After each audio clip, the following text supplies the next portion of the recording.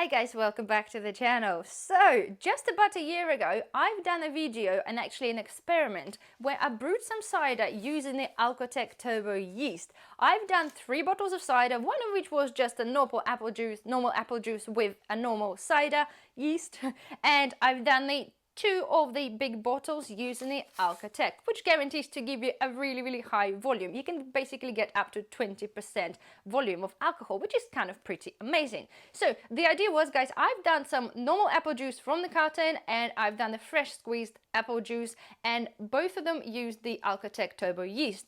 I've put the video up there, guys. If you haven't seen this, it's kind of a bit long-winded, but it was rather interesting. So to cut the long story short, guys, the apple juice, the normal carton apple juice, fermented rather quickly, like it was suggested by the Alcotech, and unfortunately, the freshly squeezed one, it took absolutely ages, and I mean, guys, it took months for it to be ready. So after I bottled it, guys, I let it sit for a few weeks, and then we did a taste test, and both results were rather surprising, however, still nonetheless very tasty, but they were quite strong ciders. So knowing me, guys, of course, I said I'll put them back into my storage and we'll come back to them sometime later. I did have the issue with this cider being very much cloudy, and some of you suggested that I should really still that. However, I didn't have the still at the time, so I didn't bother. So I just put that in the storage, and I honestly just forgotten about it until the other day, guys, right, when I was hunting for some cider because I've actually run out.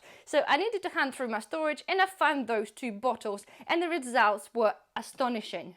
So first of all, just to let you know, guys, this one here, okay, this was the 14%, okay, and it is the juice from the carton, okay, and this one here, it is the one from this freshly squeezed juice, and this one was 14.5%. So first of all, as you can see how clear they both become, okay, honestly, it's absolutely astonishing. We'll start with the first one here, okay. We still have a little bit of a sediment settled at the base, but that's fine. It was pretty much similar to that when I actually done my taste over a year ago. However, it is now absolutely perfectly clear.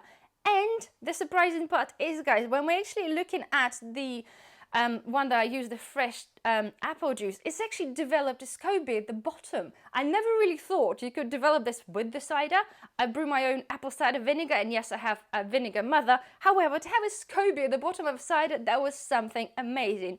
But what is more amazing, guys, is actually the taste. We're talking about 1 year in maturing. It's just sitting there in the dark, in the bar, in the cool thing, and it's honestly, it's totally changed the both, just everything about them. So let's open them up and have a look. Just before I go, you might notice, guys, that the bottle levels are slightly bit down because obviously when I found them, I was so intrigued and I needed to try this. And of course, once I tried this, I felt compelled to bring this video up to you so you actually, guys, know the results. So without further ado, let's pour. Right, it will bring up the sediment slightly a bit higher, but you can just see, okay, it is superbly clear, although the bottle is a little bit dusty. So,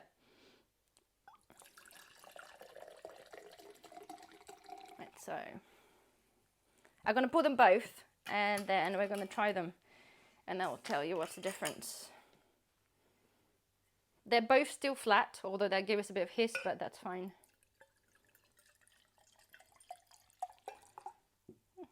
Almost perfect, almost.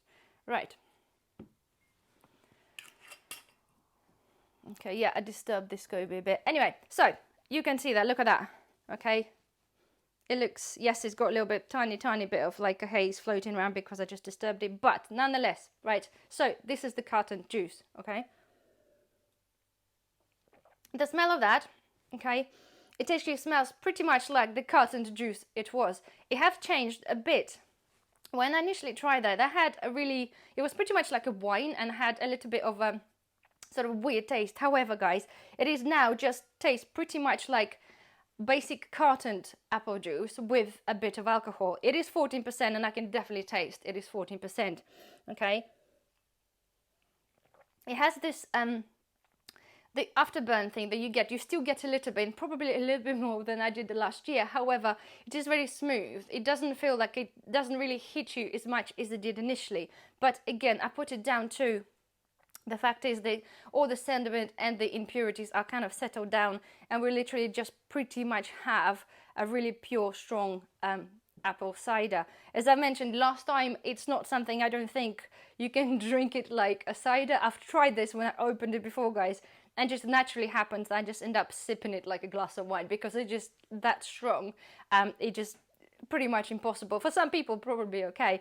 Give it a chill, but it just tastes that much better. But okay, guys, so this is my pièce de résistance, is the fresh one. You can see, okay, it was rather milky because we had all the peptine haze floating around, and for some reason, because it took such a long time to ferment, it also took a really long time to settle. And as I said, guys, I've been keeping an eye on them, but for the past 6 months, last 6 months, they've been forgotten about. So it literally cleared in the last 6 months. And as you can see, okay, it is pretty much nice and golden, and it still has the little pink tincture from the apple skins. Okay, so the smell now, it actually smells like freshly squeezed orange apple juice. You know, if you basically press your apples, and when they start to go brown a bit, when they oxidize, is that smell of apple, like slightly weird smell, but oxidized smell of apple. And this is exactly what that smells like. It's not by all means unpleasant. It's by far smells better what it did a year ago.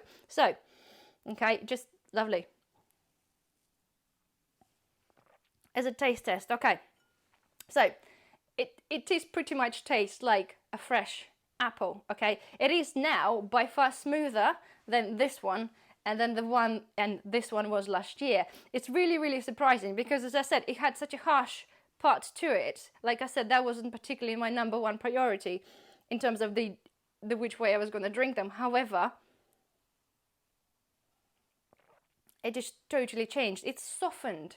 It's when you drink, it just doesn't have that really burning thing anymore, although it's still 14.5%. If not, to be fair, sometimes I actually still think they are a little bit stronger than that. But it has totally changed that, and it became that much more pleasant to drink. So, totally surprised, right? I've never tried, guys, to actually brew anything with the SCOBY before because I haven't had this in the cider. So guess what my next experiment probably going to be is reusing that SCOBY and trying to brew some other new batch of cider. For all of you who are not aware what the SCOBY is, it's basically a bit of cellulose, bacteria and yeast that kind of congregates together, and it creates like a disc that settles at the bottom because obviously the shape of the thing. So the whole idea is you can then take this out and reuse this. I've done this with my apple cider vinegar and it works a treat. Whether that will work, I don't know, because obviously it's kind of a different kind of yeast, so I'm not sure. If any of you tried to reuse that, please let me know, because I just genuinely be interested just to give this a try anyway. So here we are, guys. So just for the reference, this was the yeast that I've used, okay? And I just couldn't help, guys. I couldn't help but be astonished by the final results of that. And the point is, I think the reason I made this video, guys, is to let you know. I know many of you commented that obviously you like turbo yeast, and obviously many people say this does sometimes have a really funny aftertaste. Well, yes, guys, if you want it, if you have the still, you can still this and see if you can possibly get rid of that. However, you can just leave this to settle for about a year, mature properly, and that suddenly tastes amazing. Irony though, irony that it's called a turbo yeast in terms of it ferments your stuff in a, you know, technically meant to ferment your stuff in a really quick time. However, it didn't, and it took a year to mature and become something near much perfect. So there we are, guys. I wanted to share this with you, so if you do it, give that a go. Maybe leave some bottles and just forget about them until you're really desperate, and then you'll be astonished by the results. So there we are, guys. Well, thank you very much for watching, and I see you in the brewing video. And I see you in the next brewing video. Bye bye.